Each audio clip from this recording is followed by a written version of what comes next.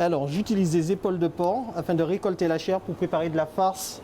Le métier de boucher, plus qu'une passion pour Stevie. 4 ans qu'il a ouvert sa boucherie à Ducos. Bonjour madame. La prairie Amand. L'exemple de l'artisan martiniquais qui a réussi et qui met en avant la production locale. 87 bien.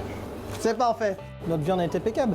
On a des bêtes qui sont en plein air toute la journée, tout le temps, qui ne mangent pas vraiment de compléments alimentaires tout le temps. Ça, c'est impeccable d'avoir ça. L'aventure débute avec des parents éleveurs qui lui donnent goût à la bonne viande. Formation dans l'Hexagone avec les meilleurs ouvriers de France avant son retour et son installation compliquée en 2015. J'ai démarré, je n'avais rien en poche. J'étais vraiment un jeune qui n'avait rien, quelques économies que les parents ont voulu m'avancer. J'ai commencé avec une boucherie qui avait 3 mètres linéaires. Aujourd'hui, c'est une boucherie agrandie et moderne qu'il présente à sa clientèle avec l'espoir de se développer un peu plus. J'espère pouvoir trouver du monde, embaucher, développer l'entreprise ou peut-être demain matin la franchiser, on ne sait jamais. Ça serait super bien que demain matin, dans chaque commune, il y ait un prairie amand comme il y a une boulangerie.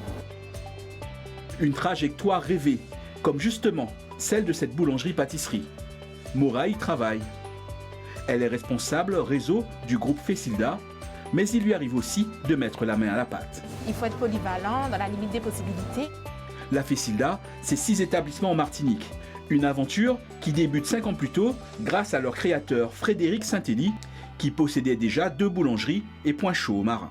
Il a eu une opportunité à Fort-de-France, sur le pont de Châteauboeuf, qui a été en fait le bébé Fessilda. Et quelques années après, donc, il y a eu d'autres ouvertures au Lamentin et à Cluny.